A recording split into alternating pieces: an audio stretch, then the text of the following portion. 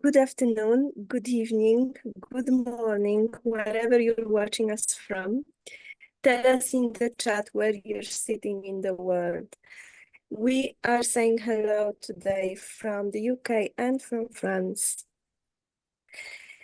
So also, if you have any questions, if you'd like to share your thoughts, please put them in the chat or in the Q&A portal.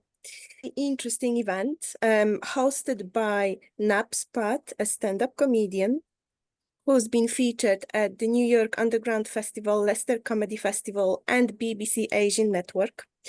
Her online skits attracted more than 7.5 million views and over 50,000 followers on TikTok.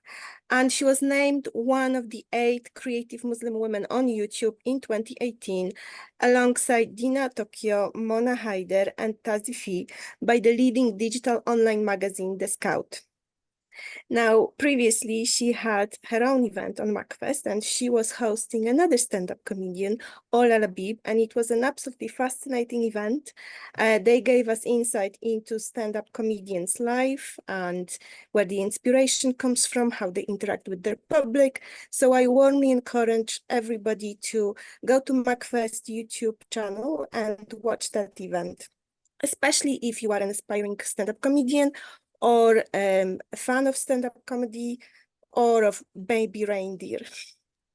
Now today, NAPS is hosting really fascinating figure, Professor Ron Geaves, who is an expert in Abdullah Quilliam Mosque in Liverpool.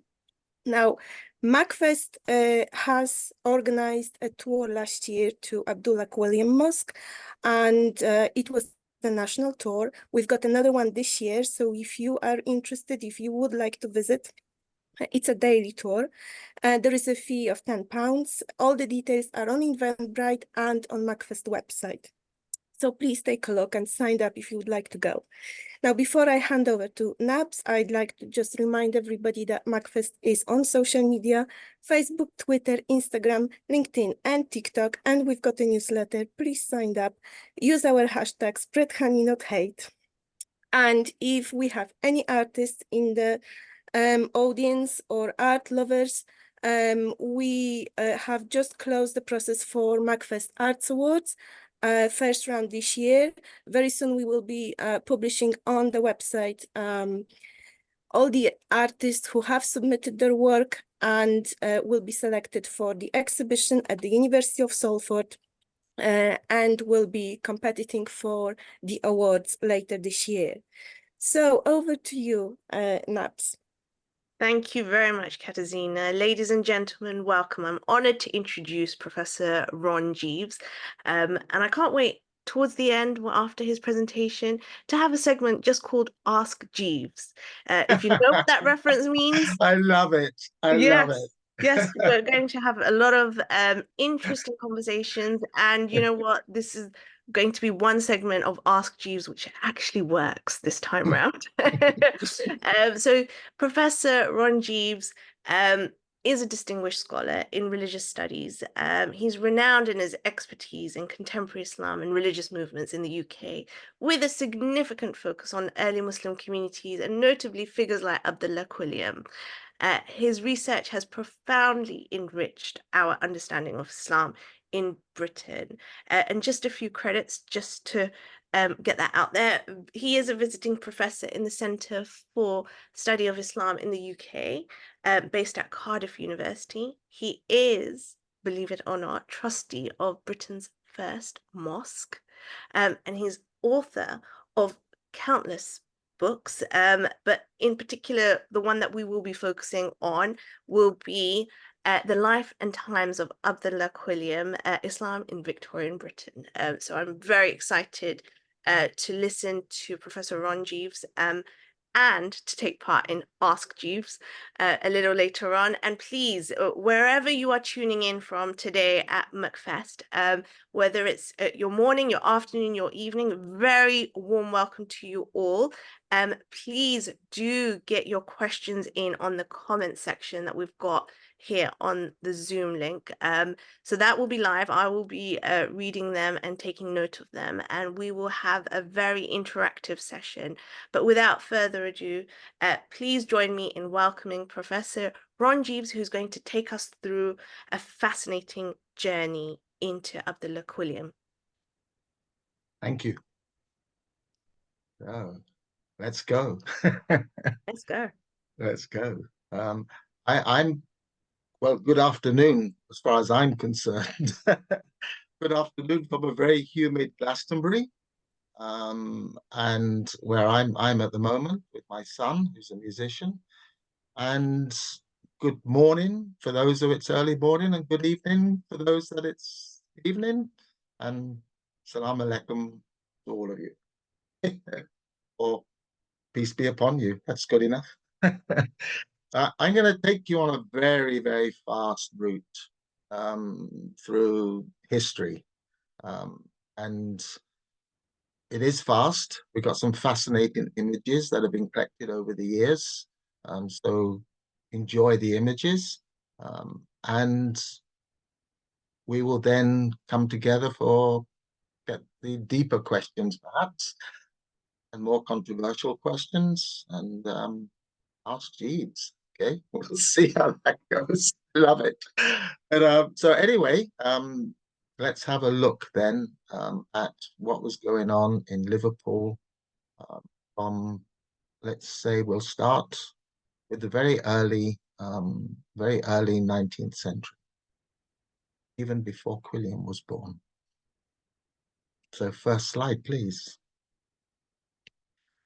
So if you can see this image, this is actually the very famous Exchange Building and monument to Nelson that was put up in Liverpool in 1829. Now, I would just like to point out that Quilliam was born in the 1850s, so he wasn't alive at this time. But there is a unique connection here to Quilliam, because Quilliam's ancestors, direct ancestors, one of his very direct ancestors had been the captain of Nelson's ship, in which Nelson was, of course, the admiral in command. But the actual captain of that ship was a direct relative. He was a Quilliam. Quilliam had his sword and was very, very proud of that connection as a loyal British citizen with those kind of roots. Very proud of it. So this in terms of his conversion to Islam, this is a very proud Englishman who is converted to Islam. We need to find out why that happened. But if you look at the image with these you can see there are Victorian gentlemen with their ladies walking around in their top hats and their tailcoats. But right in this corner, on the to my left, you can see a man who is clearly an Ottoman Muslim in Liverpool in 1829. So who are these people? These people are beginning to appear in the city. One, because of Liverpool's rising status as a seaport, and the merchant fleet of Britain had many, many Muslim sailors from the Ottoman world and from Yemen, from Somalia, and from India. So they were beginning to arrive in the city. But more importantly, there is a connection with the Ottoman world at a very high level. Liverpool and Manchester hosted consulates to the Ottomans, and the consuls were a part of the diplomatic world, linked to their ambassador in London, and of course linked back to the Ottoman Empire at the Yildiz in Constantinople. We know, and this is very interesting, that a ship allied with Britain when the Ottomans were fighting the Russians landed in Liverpool for repairs, and 13 or 14 soldiers of the Ottoman military died from fever, which was contracted in Liverpool at that time. There was nowhere to bury these poor guys, and a piece of land was found, very interestingly and coincidentally, opposite where Quilliam would position the first mosque. And those 13 sailors were buried there in full honors and became the first Muslim graveyard in this country. It's called the necropolis. And so we know that there were Muslims dressed, as you see that gentleman, walking around the streets of Liverpool from 1829, maybe even earlier, amongst the frock-coated ladies and gentlemen. And they must have appeared as such exotic figures. And I like to think that the young Quilliam, born in 1856, as he was growing up, would have seen figures like this in the docks and around the city, and especially when he became a young lawyer and began to represent them. So if we could go to the next slide, please. This photograph, and these are very recent finds, I may add, and I've added them to this slide show very, very recently.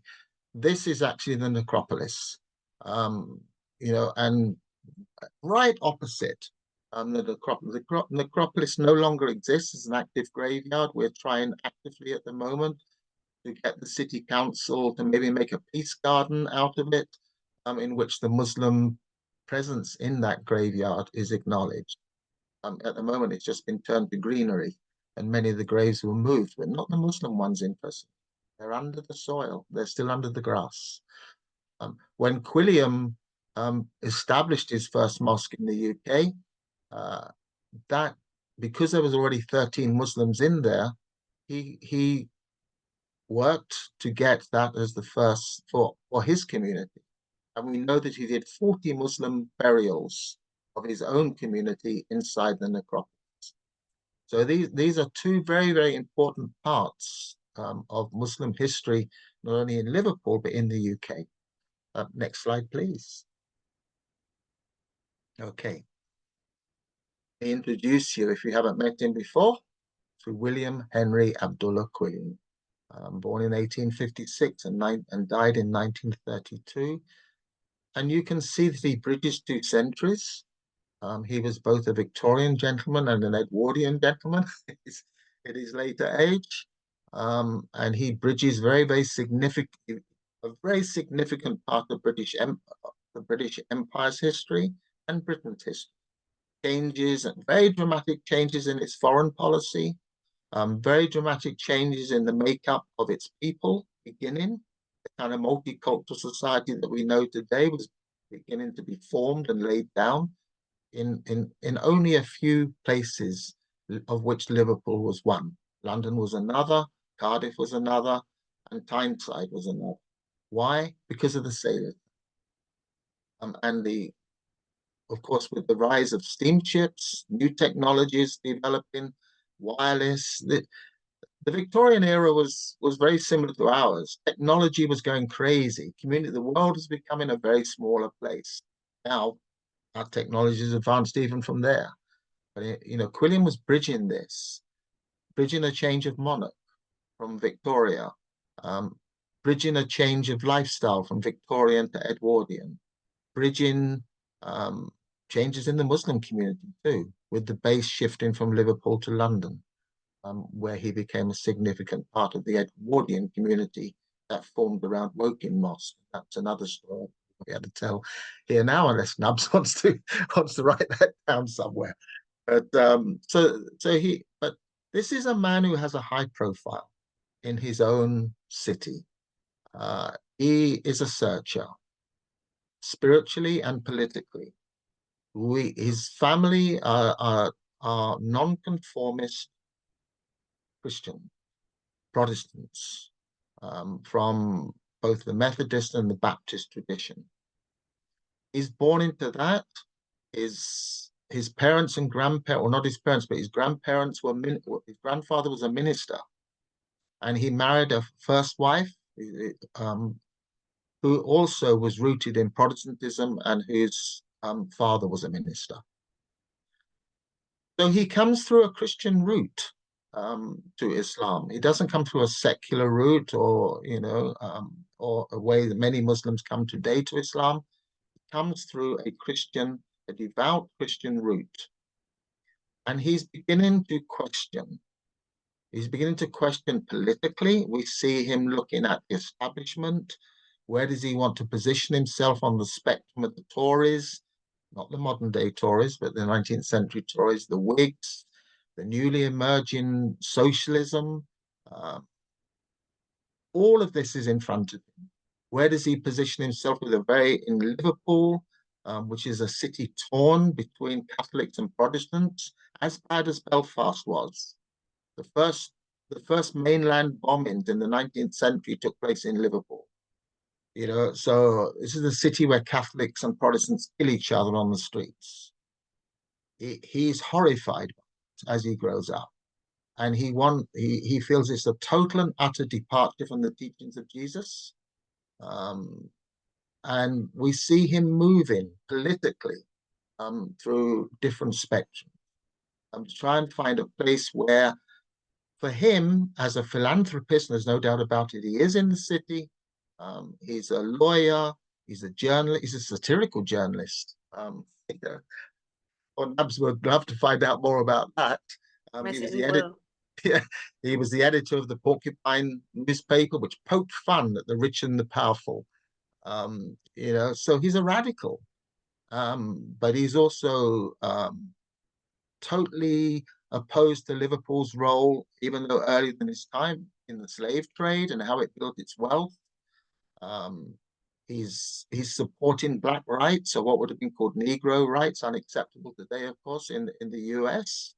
His first honorary degree given to him was actually by a black university in the southern USA, and also a very, very close link to the early African slave nations like Sierra Leone. And he was bringing major figures from Sierra Leone, first black leaders in Africa, to come to Liverpool and speak. He went there too.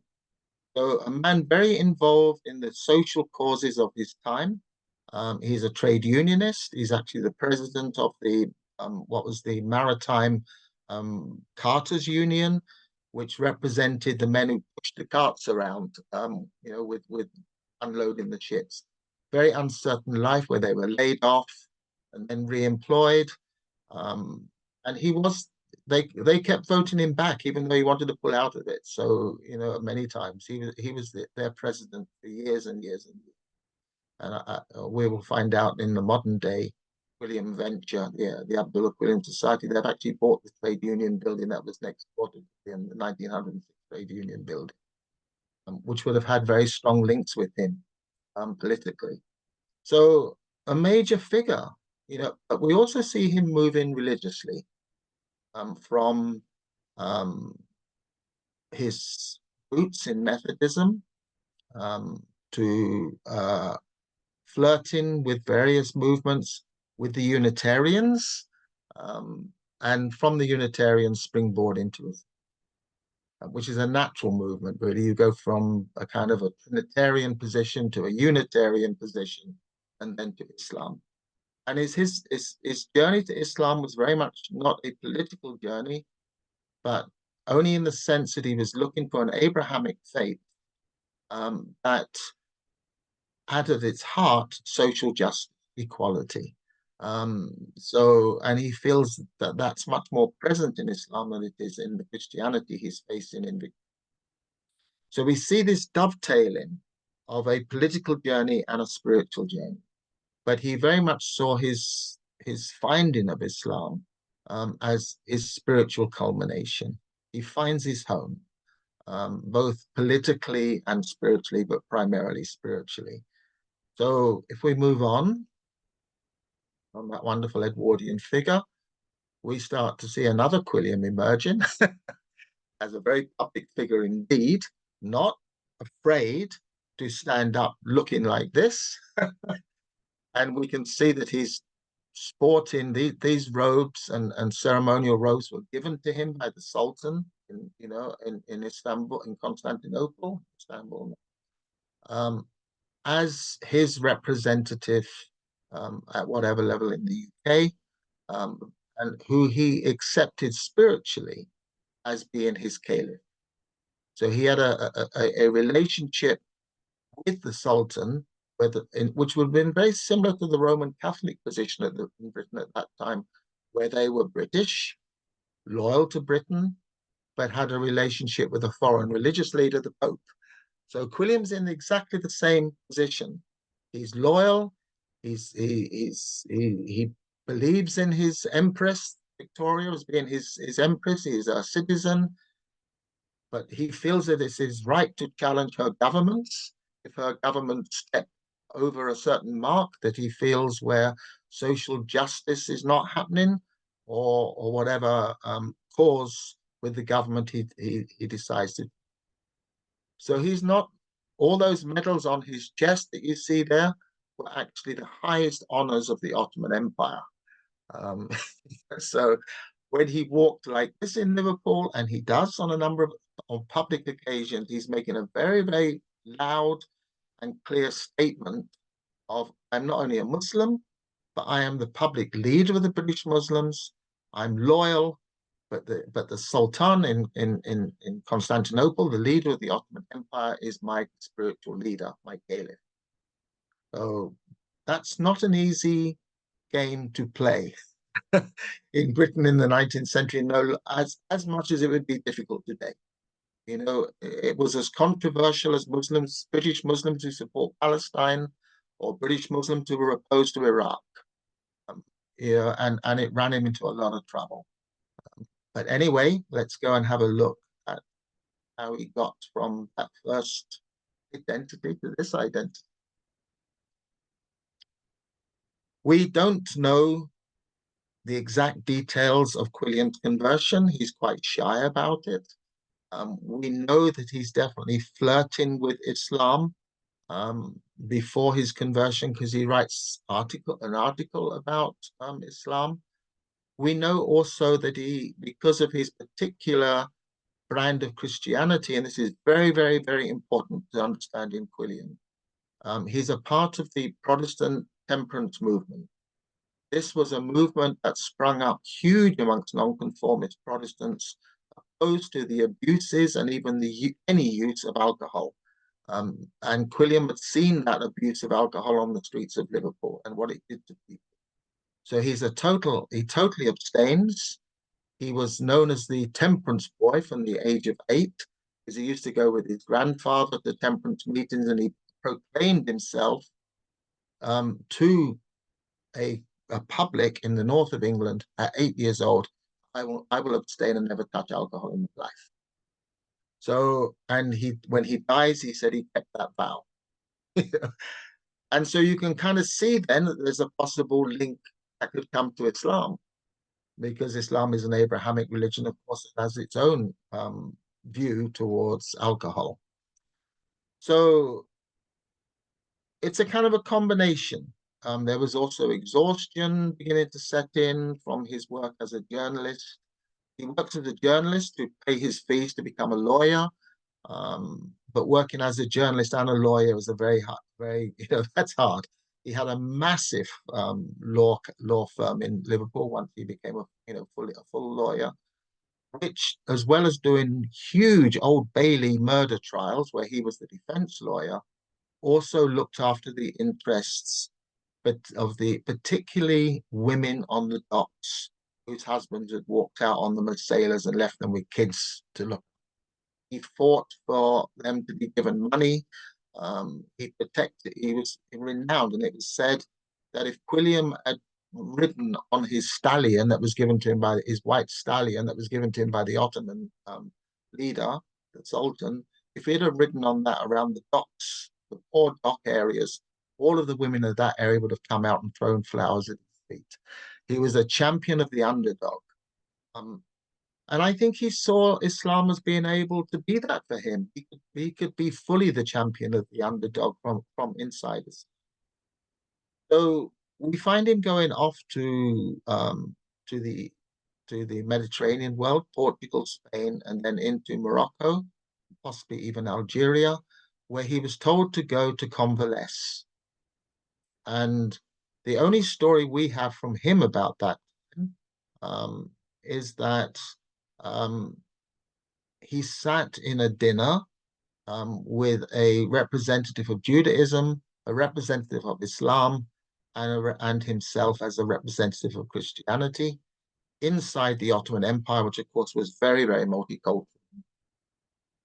So, and they both ask each other to say this, what are the strong points of each one of their faiths as the Abrahamic tradition.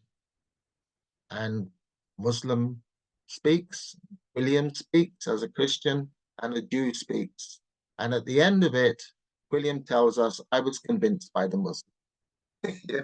So he comes back. We don't know if he formally embraced Islam with the Shahada at that point, because he doesn't tell us. We only have a later story of his conversion in a book that was written in the Edwardian period of the great converts to Islam from London, who present their stories. He presents his story there, but he doesn't tell us his story. He gives us an hadith. And the hadith is a very famous hadith where there is a convert who's going back to the Yemen, and he asks the Prophet, peace be upon him, in Yemen, what should I follow? And the Prophet says to him, follow the Quran. And he says, what if there's a situation where the Quran can't help me? He says, follow my actions and my way, what you've seen of me. He says, what if there are situations where that doesn't work either? And the Prophet says to him, follow your own reason, for Islam is a religion of reason. That's all. That's the only second story that we have of Quilliam's conversion. So we guess that he came to Islam because he felt it was a religion of reason. And he was a man of great intellect. Reason was important to him. Theologian, huge library, a comparative religion student. He wrote articles on Taoism, Zoroastrianism, Christianity, Judaism, Buddhism, you name it, he wrote. Anyway, he comes back into Liverpool, having been on this trip. He could have easily and quietly have been a practicing. There weren't practicing Muslims in the UK who quietly followed being Muslim. But he comes and he announces his conversion. We could go on to the next slide. Actually, we can go on from that one. And so in 1988, he converts at the age of 32, and he renounces his Christianity in the Liverpool media. Next slide, please. So you can imagine this high-profile figure in Liverpool society, the friend of Liverpool's gentry, highly renowned, known for his legal practice, his journalism, his family connections, everything, stands up and says, I have become a Muslim. But not only that I've become a Muslim, I'm going to actively attempt to bring as many British people to Islam as I possibly can in my lifetime. And with that, he sets out to create a center where he can begin to preach. This is how he's represented by the cartoonists of his kind of, you almost like ridiculing this. And he sets up a little center on Mount Vernon in Liverpool. Now, anybody who knows Liverpool will know that Mount Vernon is only a rented room. It's not a mosque in any formal sense. Oh, he rents it from a Christian landlady. But anyone who knows Mount Vernon will know that Mount Vernon today is the site of Liverpool's two cathedrals, the Roman Catholic Cathedral and the Anglican Cathedral. It's kind of interesting to think that a tiny room on Mount Vernon preached Islam before either of the Christian cathedrals were built up there. Yeah, I find those little facts quite interesting myself. But so he begins. He is, and I think we can probably deal with this later. I don't want to go into the depth of it now. but there is a lot of Islamophobic reaction to what he is doing. And he decides that head-on preaching of Islam is not going to work. It's just going to create a reaction that's going to kill it before it even starts. And he decides to approach it in a very, very different way. And one of the ways he approaches it is to use his profile as a temperance figure, a temperance lecture. And it's at his first lecture where he speaks on the other side of the river in Birkenhead on alcohol abuse. It's called Fanatics and Fanaticism. It's not the connotation we have today of fanatics. It's about people who are totally dedicated and one-pointed to their goal that they sacrifice their life to achieve it. And he talks about the great reformers and how they lived. And right at the very end, he very gently and carefully brings in, he says, such was the personality and the position of the Prophet. He was a man who started with nothing against all persecution, and he just stuck one-pointedly to him. And then he talks about his own position with alcohol, and he says there is one, if you say the last and final part of the Abrahamic revelation has a different view to alcohol than either Judaism. And it's in that lecture that the first convert, the first person comes to him and says, what is this? What is this religion, Islam?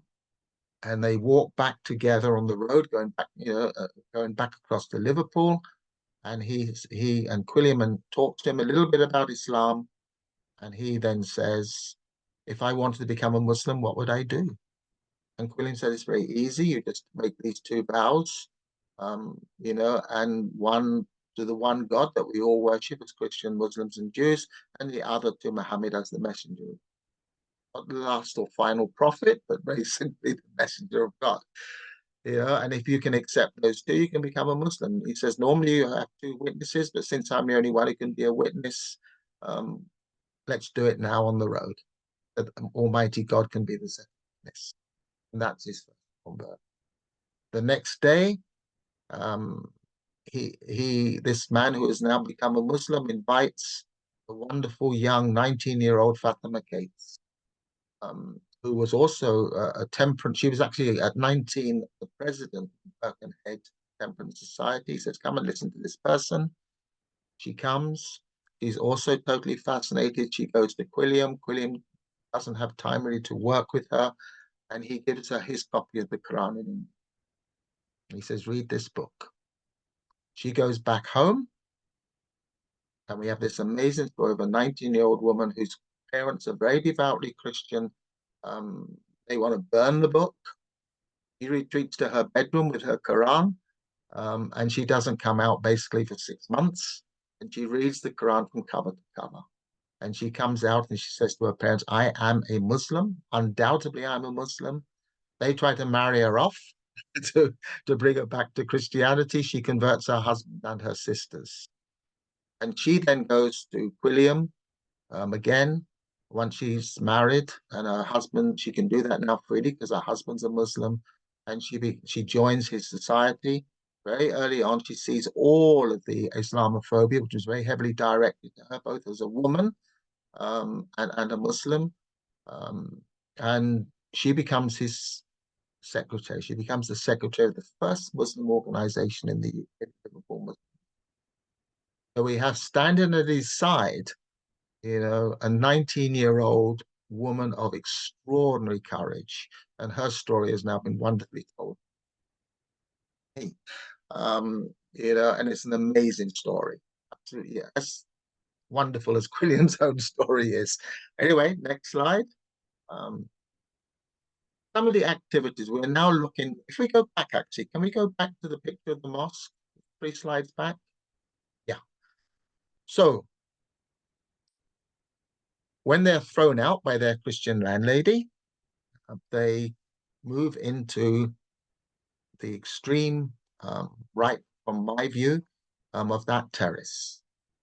and number 8. And that is where the first mosque is located, inside number 8. And they don't have the rest of the terrace. And the picture to the right of me is a view of what that mosque looked like. Along with that, in that building number 8, there was a members' room where they would go before prayer and just to be together with each other. There was probably what was the first wuzu area as you walk down towards the mosque. And there was Quilliam's little office in front of the mosque, and an area where he would conduct the rites of passage. So we can now go forward. We can look at these rites. I may just add that out of number 8, we know exactly which window. It'll be up, the second one up as you're looking, was where the first azan was actually done publicly in Britain. He did it from that window out. So with no Muslims out there to be listening to it. They did it in English and in Arabic. Amazing. This man had courage. So let's go down and we'll come back to inside the mosque. Yeah, thank you. No, one back, this one. What we actually have in this picture, and I apologize for the age of the photograph, is something very, very controversial indeed. He is conducting a marriage between a Muslim from the East and a British middle to upper class woman. This couple had come from London. The only place in Britain where mixed marriages could take place was inside Quilliam. And he would conduct those marriages according to Muslim rites. Behind that area where his office was, there was a small registrar's place. And we know that he did a number of these marriages. He created a lot of, interestingly enough, from India, because the last thing the Raj wanted was mixed marriages taking place all over India. So they were absolutely horrified that these things were being allowed to take place in the UK. They said it would undermine the foundations of the British Raj. And you begin to see these things becoming not just religious statements, but highly charged political statements. Next one. This is the very early community, right at the very beginning, really. We have Quilliam sitting there in the center underneath a flag, as you can see, that would have represented the Ottoman Empire. That's kind of highly problematic. And in this mix, we have Quilliam's family members. We have some of the Ottoman Turkish high-profile consuls are in there. And we have a very interesting gentleman on my far right, who we've only just found out about. He was actually a young scholar from India, clerical scholar, whose family had actually taken part in the War of Independence, or the Mutiny, in 1857, and linked to a very conservative tradition indeed. They came from out of their ancestors were the founders of Deoband. And he came across to help teach in Quilliam's small school that he has inside. He opened in number 8, initially with only 8 children that were his own children. He came across to be a teacher, and Quilliam also made him one of the first imams. Well, so you can see his use of, if you want, Muslims from either the Ottoman world and particularly the Indian world, make sure that things were conducted in an appropriate way Islamically. But he was always very clear, and I think this is very important for us today. He always said foreign Muslims cannot bring Islam to the UK. Islam can only develop in the UK when indigenous Muslims create Islam in the UK. that in the same way that China and Japan and India and Persia even were countries with their own cultures where Islam had to adapt to those cultures. He said in Britain, Islam has to adapt fully to British culture. And he said only British Muslims could do that. I like to think, of course, William didn't know what was going to happen in the future with 4 million Muslims now being here in Britain. I like to think that for him, British Muslims also would have included those like today who have been educated. They can do it. He said otherwise. He said foreign Muslims will bring foreign cultures, and it isn't going to work here. Alongside Islam. So I think a man very much ahead of his time. So next one, please. And again, we can see here, back one.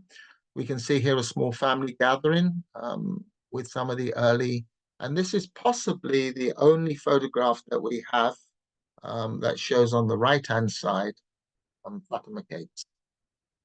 We're not 100% certain, we're about 98 certain this is her, because this group so early on, she would have been around at that time, and very other women, except for Quilliam's wife, would have been around it.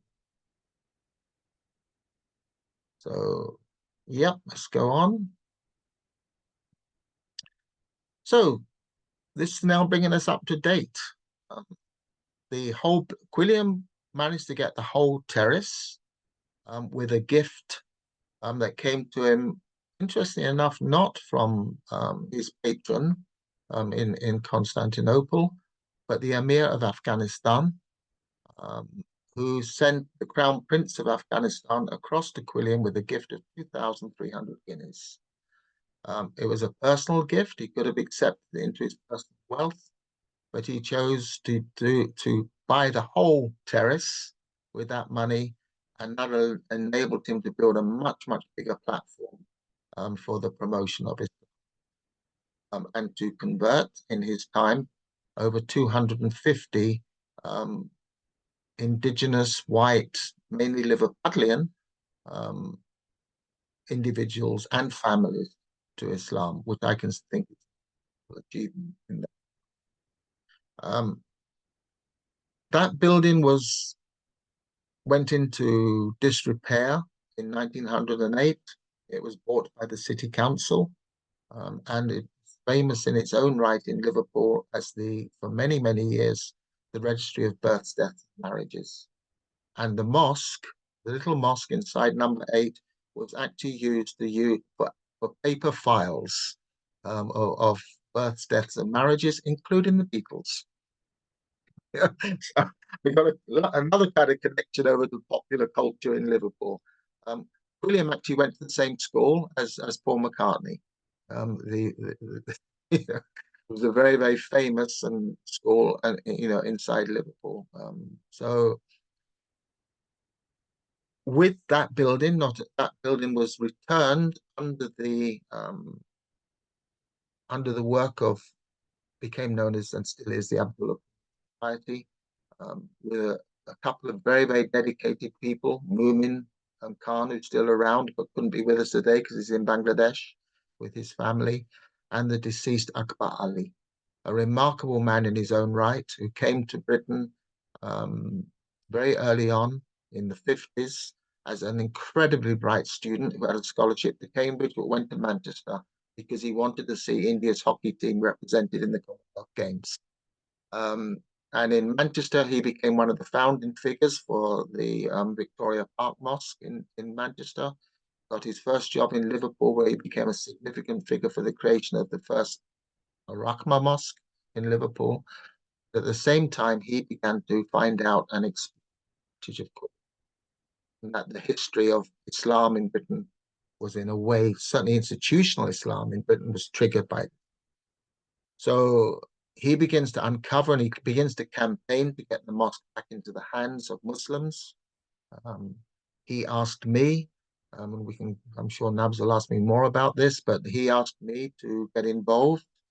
And he kept at me. I was an ethnographer, actually. I was already studying the British Muslim community, but temporary ones.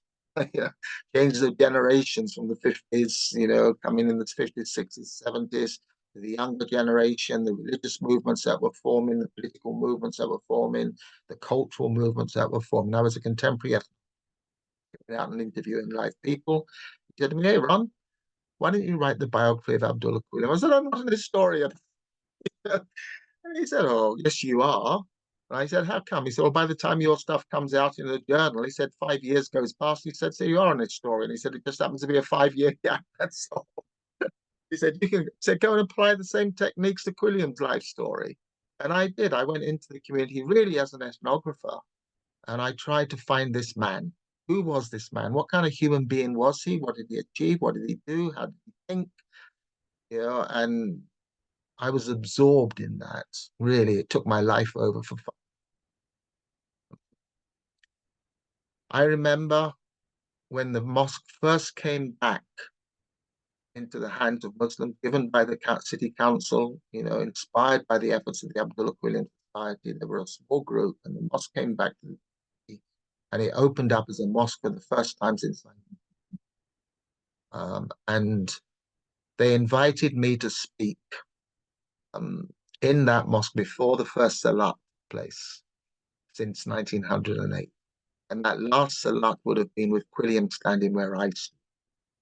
And I stood there, and I can guarantee 100%, and I stood and realized where I was standing and who I was representing and whose biography I was written, every hair on my head. You hear that saying, your hair stands up. Yes, I don't have much left, but it all started to stand on the back of my head. It was just such an amazing moment for me. So the bringing together the present, my history, Quilliam, and at that time, my wife, during that 5 years I started in, my wife always used to say to me, "I don't know who I'm married to anymore." She said, "I'm not sure if it's Rod or Abdullah." That man took me over, and he's been a part of my life ever since. This moment was magical. It was the actual, and that's another story which I won't tell here unless I'm asked. But this really is what we do today. We're as well as running, and that's not my business, well as carrying on Quilliam's heritage by running a live mosque, which caters to 2,000 people every Jummah prayer, many of them poor refugees, because that area is mainly attracted very penniless refugee community, and also keeping alive the heritage. And this was really a coming together of the heritage and what we do, in the mosque these days, with the discovery of Fatima Cates's unmarked grave, and putting a headstone there by Amira Scari's book, who is standing behind it, is really a successor of Quilliam, because she's a true-hearted Scouser combat, which Quilliam was too.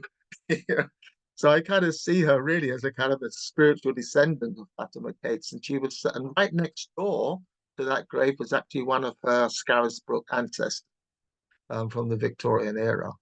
Yeah, and it was such a magical moment to kind of and we had just about every convert organization in the UK came up to the mosque for the day, and we had a whole day of Fatima Cates really, and just sort of just allowing people to know what this remarkable woman had done in her own right, let alone what Quilliam did.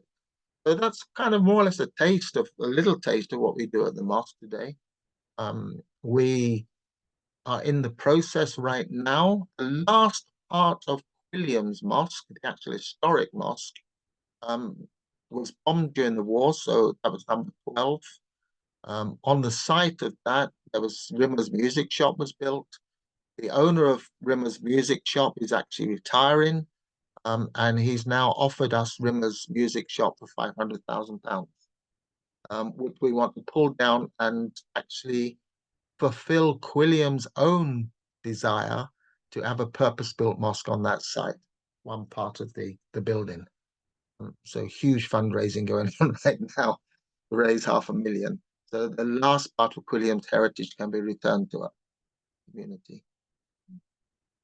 So that's sort of the Abdullah Quilliam Society. If we can kind of move on quickly. I don't think I have many slides left. What do we got here? I can't see this. Ah, yeah. This is actually a cartoon taken from number 8 of how they would call the Adhan from the window, from the terrace of the building. We are now restoring the Heritage Centre part to how it looked in 1894 and it'll be a kind of, in a sense, a little pilgrim. It'll be a museum and a heritage center for all Muslims and non-Muslims. This is a part of British history. To come and sort of see that as like a little sort of museum, like the sort of Sherlock Holmes museum in Baker Street, because where it's all reproduced to look exactly like Conan Doyle described it. We have very accurate descriptions of what it looked like in 1894. So as a part of my project, each room is restored, including the Little Mosque, to look exactly as it looked at Quilliam's time in 1894. There's younger generation Muslims, even my own son, who's a musician, says, "Hey, Dad, that's a bit old-fashioned." And he tells me what kind of things should be done with technology to kind of make it much more interactive and for people to be a part of it. He's got his own idea for this room behind the azan. He said that when people walk in, you can have it really dark. He said, then it lights up and the azan starts. He said, and you can have an actual image, 3D image, virtual reality steps out on and does the azan. He said, and people can just see it's dressed in the appropriate, Victorian clothes. It's a major, major project. It'll take me to the end of my life, that's for sure. Whatever is left. But so exciting. So exciting. The next one. So very quickly, really, I mean, we can talk deeper about this thing in the second half, but really, for me, the contemporary significance of Quilliam, one, I think it's really important for Muslims to reclaim their history. It's not just a migration history. There are much, much deeper roots between the Muslim world and the Western world, and they were next door to each other, for 1,000 years or more. That needs to be reclaimed. He's very iconic for me for young British-born Muslims. He's as I say, a religious figure who cements Islam in Britain as a religious conviction, not a migrant ethnic presence. And I think that's something very revolutionary at that time, and still very, very important. I gave a talk a few years ago in Oxford, the Oxford Centre for Islamic Studies on Quilliam. I had a young Somali woman who had arrived as a refugee, came at the end of my talk and said, this is the first time through this story of Abdullah Quilliam and my own ancestors from Somalia, who were, in Liverpool at that time, that I've actually really felt that I belong in this. And that to me means so much more to me than all of the academic scholarship I've done, to be honest. When lives are changed and people feel more comfortable about who they are in this nation. Oh, a diehard multiculturalist, I'm not ashamed to say so. And Islamophobia, we can understand so much more about that history of Islamophobia. And I think the whole issue of what does it mean to be a citizen and to be loyal, when you belong to another faith in the UK today. It's something which we all have to work out. Yeah. Nonsense about whether a vow is made on the Bible or secular or on the Quran or the Guru Granth Sahib or whatever. These are minor, superficial things, The real issues of belonging and loyalty. William really was an advocate of active citizenship. Get stuck in, change the world for how you want it to be. Don't stay inside your own communities. Get out there and fight on platforms that belong to the large. That was always what he was saying to everybody, even back there, in the 19th. So, yeah, I think we can kind of go over to questions and answers from you. I'm sure Nabs has got things she wants to ask me. I can kind of see it on her face. I'll try my best. I don't have all the answers because it's still so ongoing. This is, the research. People send me stuff every day, or or to other scholars and saying, "We think, oh my goodness, we didn't know that." Well, Professor Geaves, thank you so much. We can see how passionate you are about Abdullah Quilliam. He's in your soul. He is, he He's in your is. soul. We got a real sense of that. Yeah. And thank you for putting across this prolific figure for us to understand who he is, for us to get a glimpse of, just a part of who he was. And I'm sure there's so much more yet to be uncovered, as you mentioned. Um, you created a real interesting insight and overview of the man, Abdullah Quilliam, in your presentation. I get a sense that he was a man that was also very much feared because he created a community. He was a revolutionary in so many ways. What were the rumblings that were happening? With, I don't know, the government, the establishment, did they really fear him? Because as a British Muslim myself, I've grown up hearing of the name Abdullah Quilliam. It's very much part of the discussion circles that I've grown up with. But apart from that, if I've been born and brought up here, I've not heard of him. I've not heard of him as part of history. I'm not saying that he's been erased as such, but I don't know about him from the other side. Mm. So what was happening that probably might have contributed to us as a mainstream audience not really knowing that there was a very thriving British Muslim community that started to originate from Liverpool? I think there are a number of things in a way that kind of not just political. Of course, the early story of Muslims in Britain, not just, I mean, because I've also written the story of the kind of Woking Mosque too, from the point of view of the Edwardian community in London, and that link to India, but which is a part of the same story, really. It's just a continuation of the story. But in a way, those communities became dwarfed, if that's the right word, by the mass migrations of the 1960s, 1970s, where the issues of those communities became much more central to government policy, Muslim settling, building infrastructures, whether religious or cultural. And of course, you look at you directly, but the generation that you represent and everything that you are doing. I mean, yes, of course, Muslims stand up comedians, why not? You know what I mean? All of that was built upon, a migration of parents and grandparents who really went through a lot of hardship to build the platform that you now stand in. And for me, the taking of it back, because initially as a scholar, I was really looking at the transformation from your parents and grandparents' generation, or perhaps the generation before you even, and the ones that would now be 40, 45, 50. That was what I was looking at. But I suddenly began to think, well, I can't really prophesy what's going to happen with your generation and the generation that's going to come after you, but let me start pushing this one back a bit.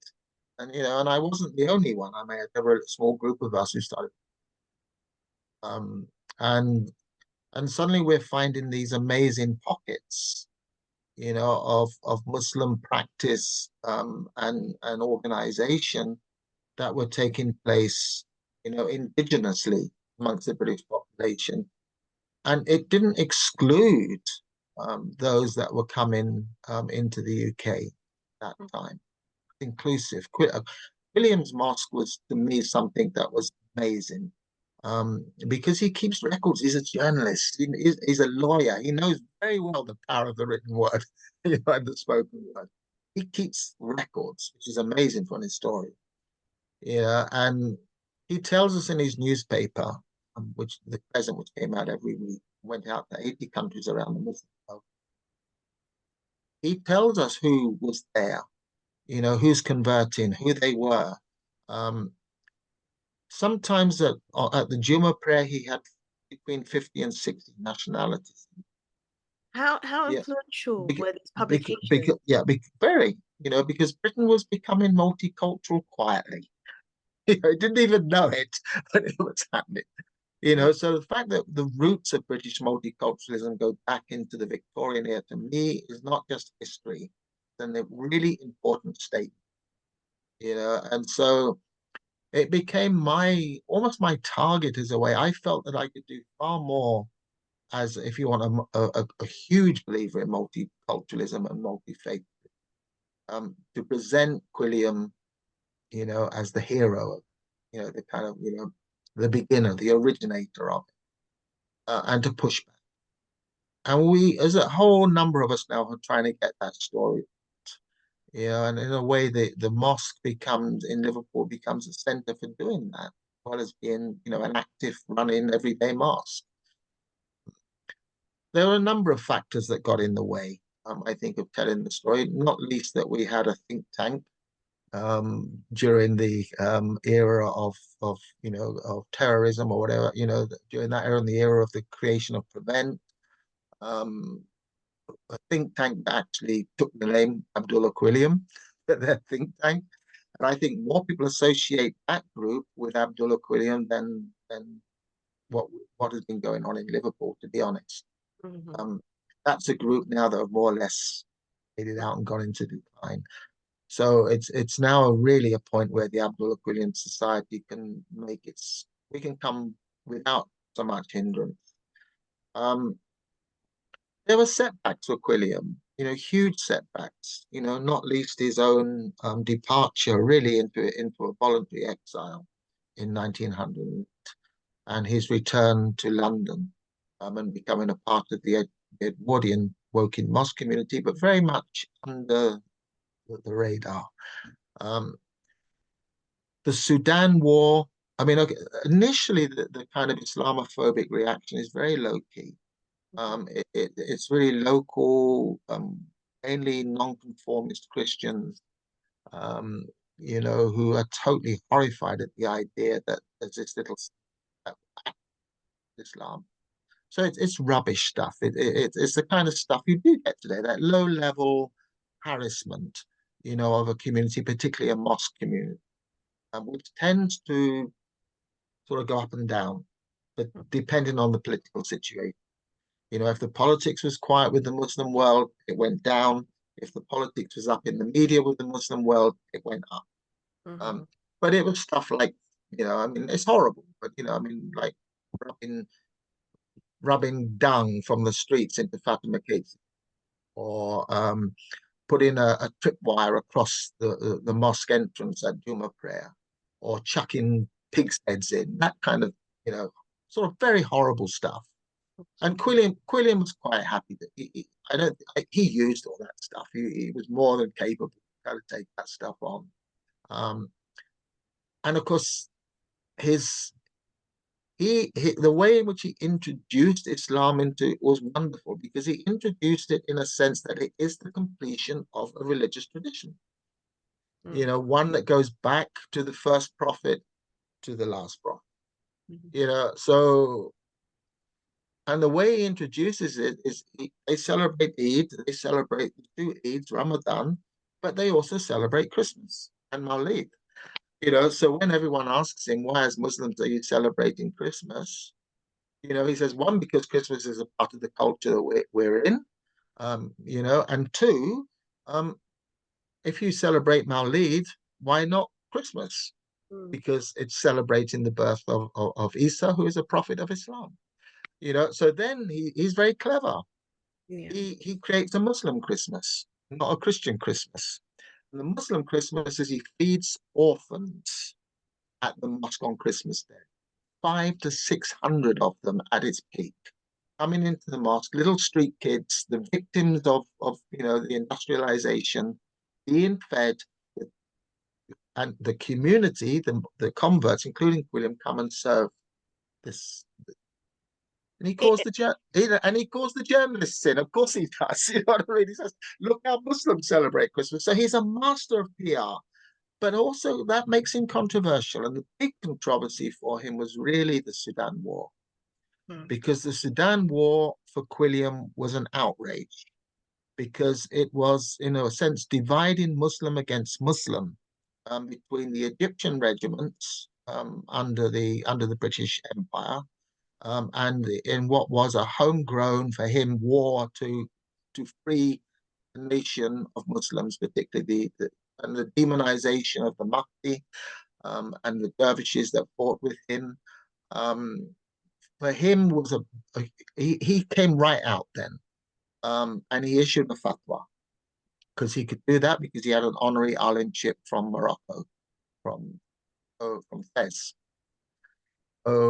He issued a fatwa in which he forbade Muslims in Egypt from fighting against their fellow Muslims in Sudan, and he based it on the Quran, that Muslims should not kill Muslim.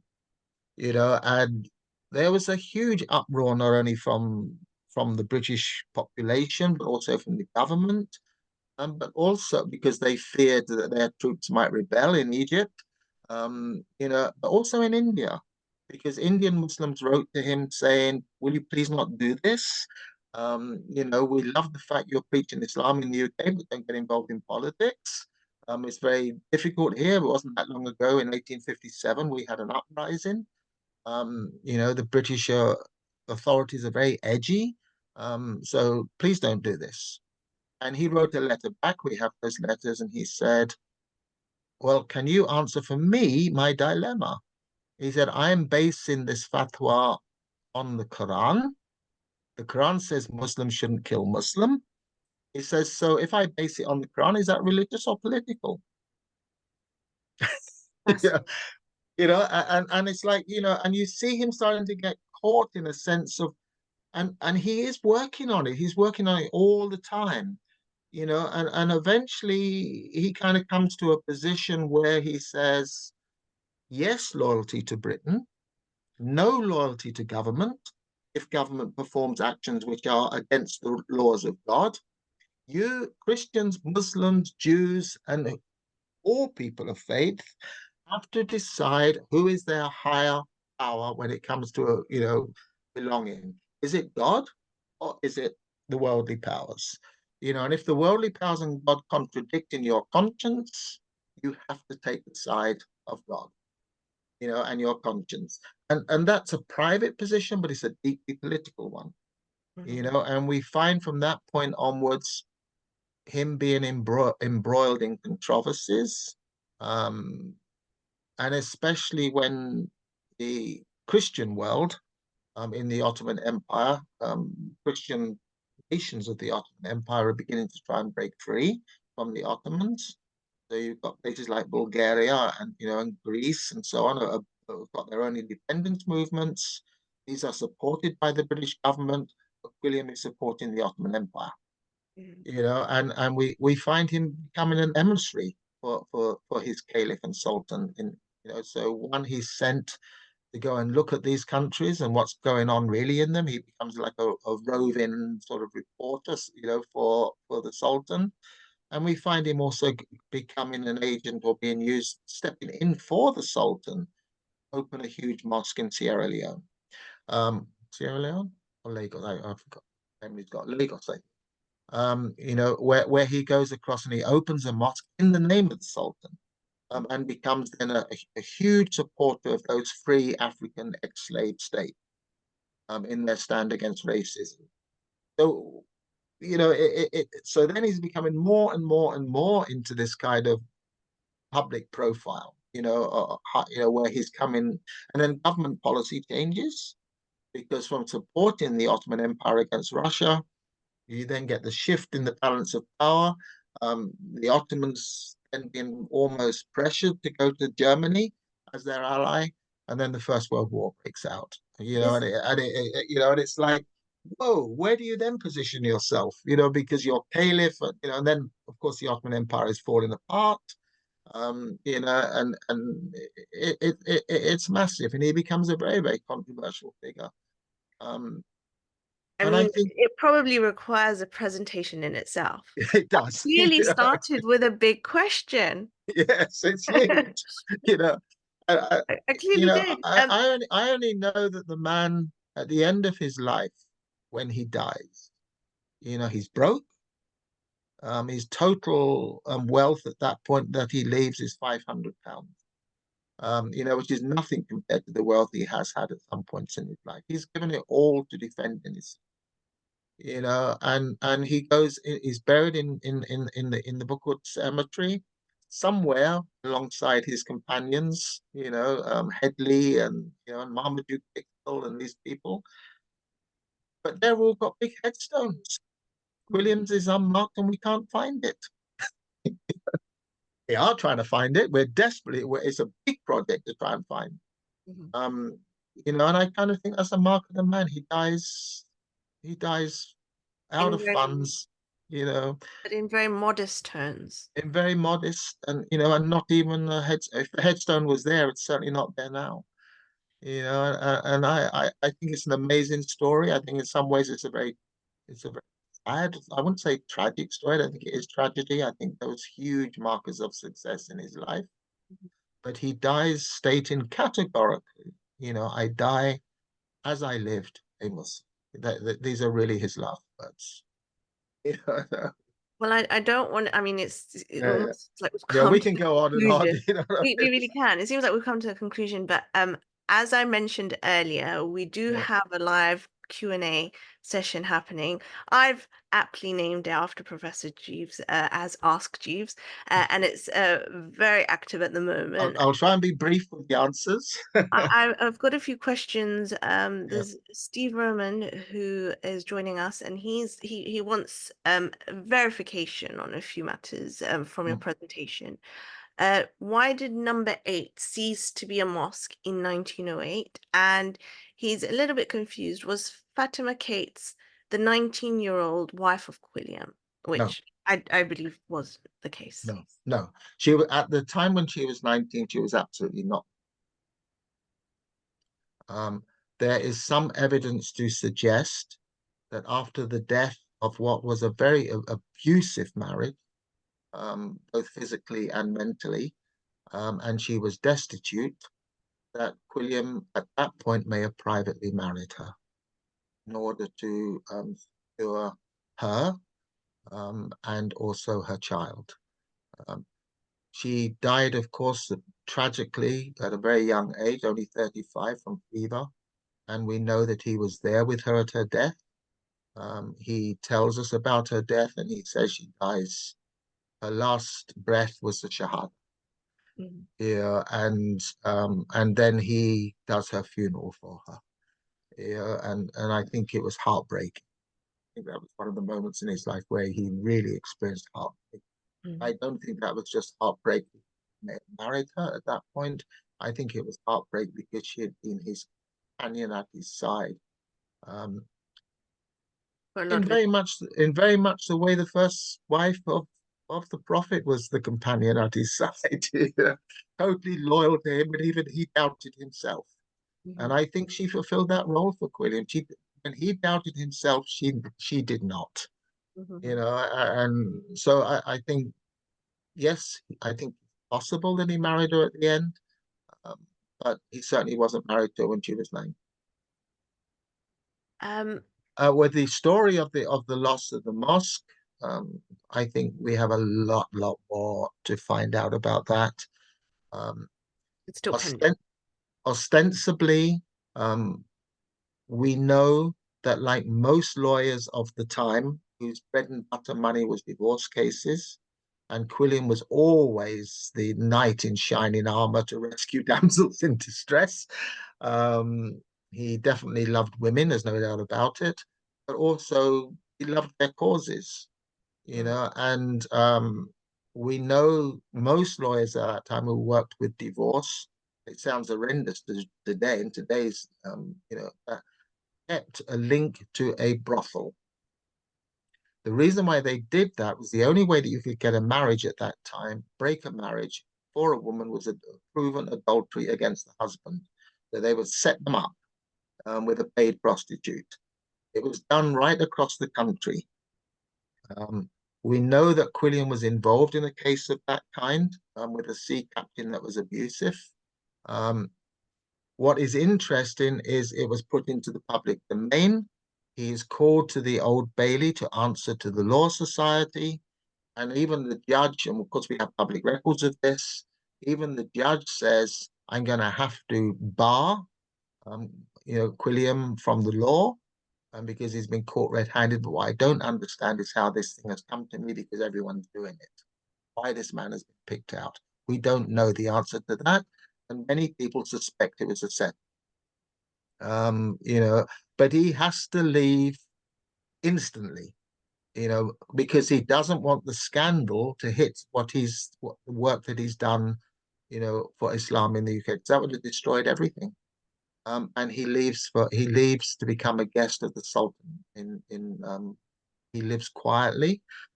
He writes a very, very beautiful book of poetry, sitting on the banks of the Bosphorus.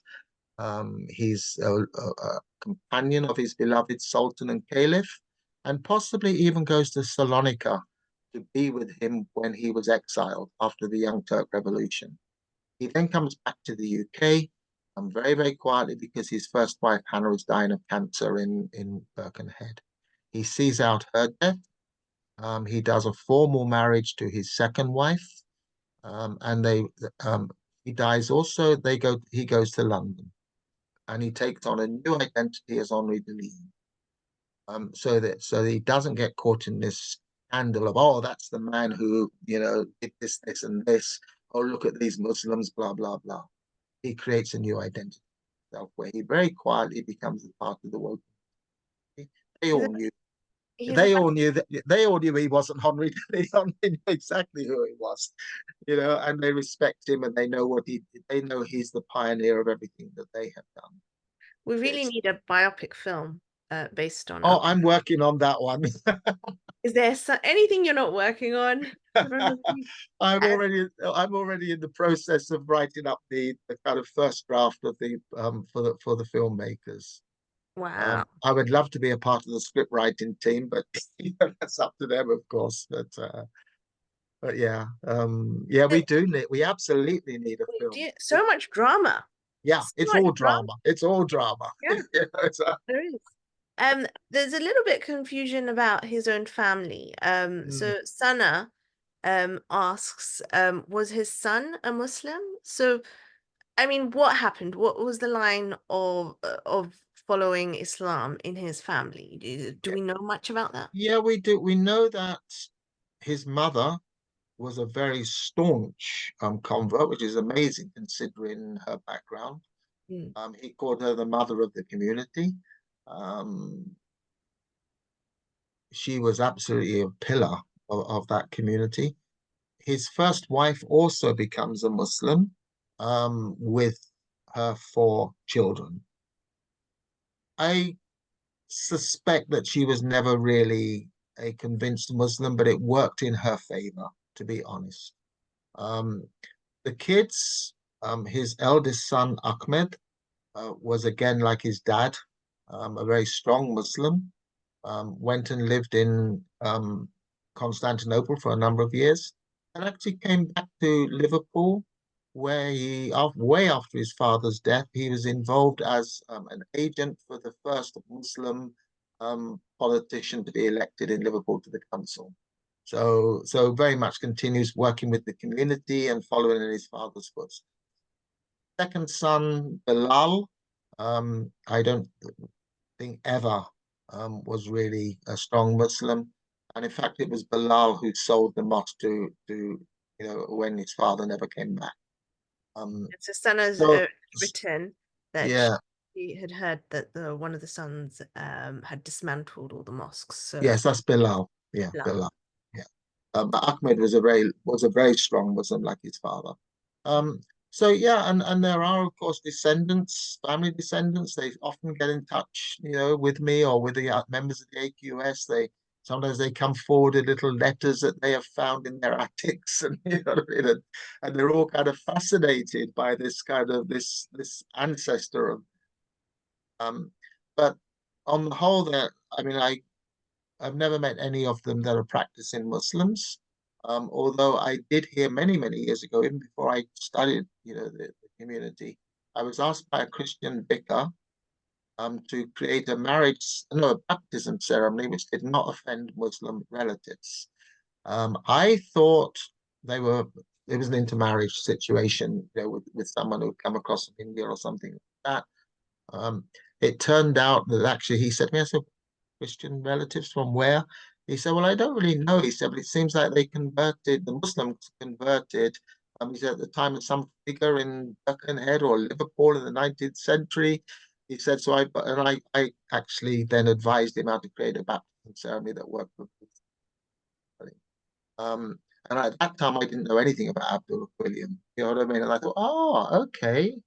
So perhaps there are people that have carried on being Muslims in, a little quietly on their own, but I think it goes more deeper than that. I think for people who lived in Liverpool, they, particularly the converts in Liverpool, there's always been numbers of them because of the docks and I think they've always known about Quilliam, and they've always used him as a role model for their conversion.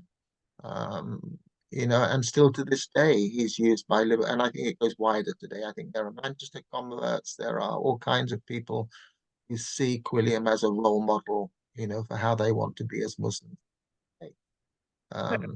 Professor Geaves, I have to say, I barely scratched the surface with my questioning. There clearly is a huge body of work that remains to be uncovered, and you've done a fantastic job in bringing to light a lot of gems, the historical significance. You in your presentation, you've enabled us to kind of deeply delve into the historical, social, and personal aspects of who Abdullah Quilliam was, his life, and the impact on early Muslim communities that helped establish what we see today. So thank you very much for that. I would like to say quickly that Please. the best way to get to grips with this is, if you do live in the UK and you've got a day or two to spare in your life, just get up there and have a look at the place and have that tour that takes you around. Because it's like visual, you know what I mean? It is. You see what was going on and what the building was and how he used it. It's just an amazing thing to do. I'm gonna have to make but anyway, let's wrap it up. But thank you once again. We've really enjoyed this session, and I know everyone on the chat for the Q&A has been just singing praises about how fascinating this has been. So thank you very much once again. I'm going to hand it over to the organizers of MACFEST. Ladies and gentlemen, I'm Nabs Pat. It's been a true pleasure. Thank you for joining us this afternoon. Thank you from me, Nabs, and thank you to the audience. Thank you so much, Nabs, and thank you, Professor Geaves. It was amazing. Really, really informative, deep event. So those of you who loved it and who would like to visit, remember we do have a MACFEST Heritage Tour coming up. And you can see the mosque on Sunday, 18th of August. All the details are on Eventbrite and also on MACFEST website. We also have a couple of events coming up. Tomorrow, we've got all the way from Kabul, Afghani women artists at 2 o'clock UK time. And then at 4 o'clock UK time, we've got an event from Hawaii with children's author Ruxana Gidruz. And the host will be Lulieta Halimi, who's holding her own event a week later, confidently embracing faith through hijab. Now, Lulieta, Lulu, is with us today. She sent a message to everybody. I'm just going to read it out for those who haven't seen it. Whoever thinks that hijab or faith will prevent them from pursuing their dreams is wrong. We will have guests from different fields who will share with us their journey and how faith or hijab build their confidence. So please do join us, and